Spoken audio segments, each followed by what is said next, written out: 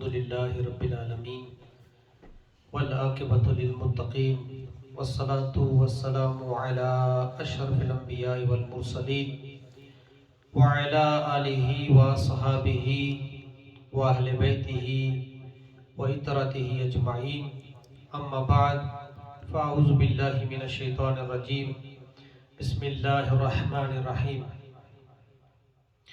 اللهم صل على سيدنا مولانا محمد وبارك وسلم صلی علیہ صلاة وسلاما عليك يا سيدي يا رسول الله وعلى آلك وصحابك يا سيدي يا حبيب اللہ۔ اللہ کے فضل و کرم سے جو سورہ آل عمران کی یسٹرڈے جو مکمل تلاوت کی گئی ہے، حفاظ کرام نے اس کی مکمل تلاوت کی تھی۔ آج سورہ نساء جو ہے اس کی تلاوت کی جائے گی، یعنی کہ یہ جو پارے بنتے تھے، چوتھا پارہ پانچویں کے قریب جو ہے انہوں نے تلاوت سٹارٹ کی تھی، یعنی 4.5 پارے۔ تو انشاءاللہ 4.5 پانچواں پھر یہ مکمل 5 پارے کے بعد چھٹا سپارہ جو ہے وہ انشاءاللہ ٹمارو شروع کریں گے۔ سورہ نساء جو ہے، نساء کا مطلب ہے عورت، نساء کا مطلب عورت ہے، وومن، لیڈی۔ اس کے اندر جو آیت کریمہ ہیں 176 آیت کریمہ ہیں اس کے اندر، اور جو اس کے اندر رکوع ہیں 24 اس کے اندر رکوع ہیں۔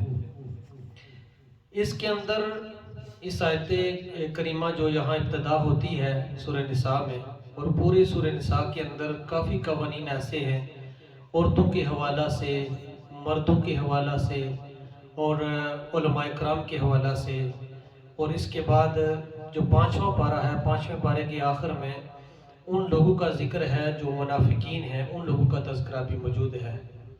کافی آیت کریمہ ایسی ہیں کہ اس کے اندر حقوق اللہ اور حقوق العباد کا ذکر کیا گیا، یعنی اللہ کی عبادت، اور اس کے بعد جو لوگوں کے رائٹس ہیں، ایک اللہ کے رائٹس ہیں، ایک لوگوں کے رائٹس ہیں، حقوق جو ہیں، اس حوالہ سے ان سورہ نساء کے اندر بھی موجود ہے۔ سب سے پہلے ہم ابتدا کرتے ہیں، جو پہلی آیت کریمہ ہے سورہ نساء کے اندر، اللہ جل وعلا نے ارشاد فرمایا یا ایھا الناس اتقوا ربکم الذی خلقکم من نفس واحدہ وخلق منها زوجها وبث منہما رجالا کثیرا ونساء۔ یہ آیت کریمہ جب ہم کسی کا نکاح کا سلسلہ ہوتا ہے، وہاں پہ جب پڑھایا جاتا ہے تو اس کے اندر یہ آیت کریمہ ہم تلاوت کرتے ہیں، کیونکہ اس کے اندر مردوں کا ذکر بھی ہے اور عورت کا ذکر بھی ہے۔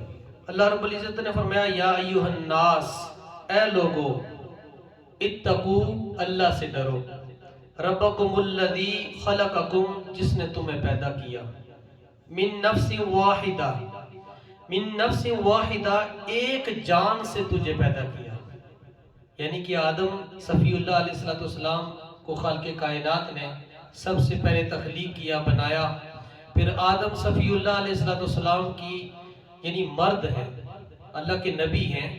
آدم علیہ السلام کی بائیں پسلی سے حضرت اماں حوا سلام اللہ علیہا، جو سارے جتنے مومن ہیں ان کی ایک ماں کہلواتی ہے، جس طرح سے ابو البشر حضرت آدم علیہ السلام کو کہا گیا، تو آدم علیہ السلام کی بائیں پسلی سے حضرت حوا سلام اللہ علیہا کو تخلیق کیا گیا، یعنی مرد کی بائیں پسلی سے، لیفٹ سائڈ۔ تو پھر رب نے فرمایا وَخَلَقَ مِنْهَا زَوْجَهَا وَبَثَّ مِنْهُمَا رِجَالًا كَثِيرًا وَنِسَاءً۔ اب اس کے اندر جو رب نے فرمایا کہ وَخَلَقَ، اس نے پیدا کیا، اور پیدا کیا مِنْهَا زَوْجَهَا، اور اس سے اس نے جوڑا بنایا، زوجہا جوڑا بنایا، وَبَثَّ مِنْهُمَا، اور پھیلا دیا ان دونوں کو، رِجَالًا كَثِيرًا وَنِسَاءً۔ اب یہ جو لفظ ہے رجالًا، یہ رجالًا جمع ہے، یعنی ایک مرد نہیں، رجالًا مرد، مردوں سے کثیرن یعنی کافی، ایک مرد نہیں، کثیرن جو آگے لفظ آیا ہے یہ لفظ ہے رجالن کثیرا، یعنی ایک ہوتا ہے کثرت، ایک ہوتا ہے کثیر تعداد جن کی کوئی تعداد ہی نہیں ہے. یعنی آدم صفی اللہ علیہ السلام سے سلسلہ چلا، حضرت حوا سلام اللہ علیہ سے سلسلہ چلا، اب یہ سلسلہ صبح قیامت تک جاری اور ساری رہے گا. پہلا مرد اللہ کا نبی ابو البشر آدم علیہ السلام، وہ ایک تھے. اب ان کے ذریعہ سے رب کائنات نے روح زمین پر پھر جوڑا بنایا، ان کے ذریعہ سے توسل سے پھر اولاد پیدا ہوئی، پھر اولاد در اولاد، یہ سلسلہ صبح قیامت تک جاری اور ساری رہے گا. اس کے علاوہ یہ جو ذکر کیا گیا ہے، جو ابھی میں نے تلاوت کیا ہے، آگے چلتے ہیں. جو کچھ ایسے بھی ہیں جو مردوں کے حوالہ سے بات کی گئی ہے. یہ تو آدم صفی اللہ علیہ کے حوالہ سے، نکاح کے حوالہ سے جو جوڑا بنایا گیا میاں اور بیوی کو، یعنی مرد اور عورت آپس میں وہ پہلے ملاپ نہیں کر سکتے تھے، اگر ملاپ کریں گے تو حرام ہے، جب ملاپ کریں گے تو آپس میں ان کو جوڑا بنایا گیا، نکاح کیا گیا اسلامی شریعہ کو مد نظر رکھتے ہوئے. آگے والا جو سلسلہ ہے الرجال قوامون علی النساء. اب اس آیت کریمہ کے اندر رب کائنات نے فرمایا الرجال، جو مرد ہے نا، مرد وہ حاکم ہے علی النساء، عورتوں پر. مرد گھر میں حاکم ہے، عورت محکوم ہے. عورت کو ناقص العقل کہا گیا. مرد کو، اب مثال دیتا ہوں، نکاح کی بات میں نے جو بھی کی ہے، نکاح کے اندر مومن مرد دو نکاح کے اندر گواہ چاہیے تو نکاح قابل قبول ہوگا.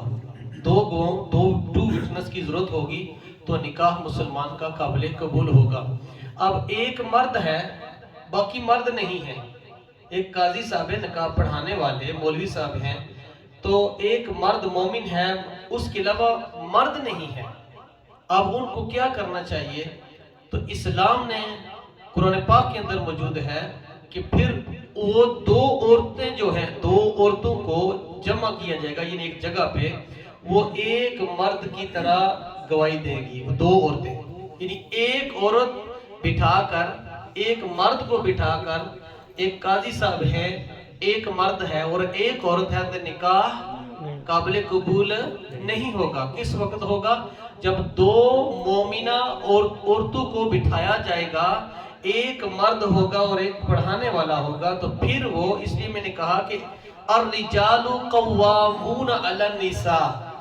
رب نے فرمایا مرد کو حاکم بنایا گیا، عورت کو محکوم بنایا گیا. یعنی مرد حاکم ہے اپنے عورتوں پہ. پھر اس کے بعد جو آیت کریمہ آگے کافی ایسے جو رب کائنات نے اس کے اندر ارشادات فرمائے ہیں نماز کے حوالہ سے، ان الصلاۃ کانت علی المؤمنین کتابا موقوتا، کہ نماز جو ہے وہ مومنین پر مقرر وقت پہ فرض کی گئی ہے.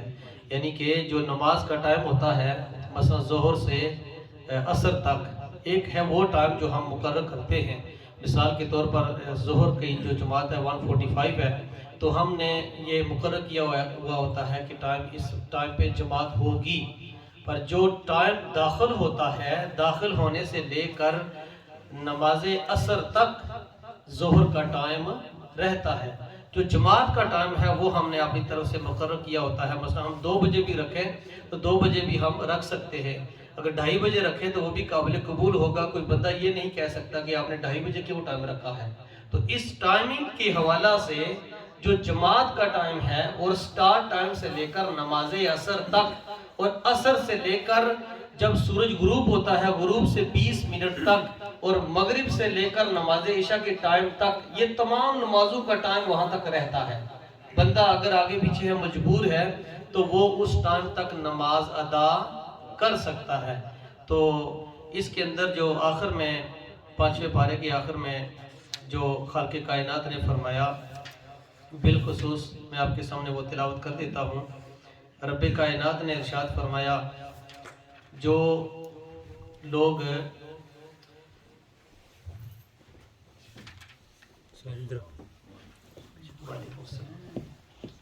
اس کے اندر جو لوگ منافقین ہیں ان کا تذکرہ کیا گیا.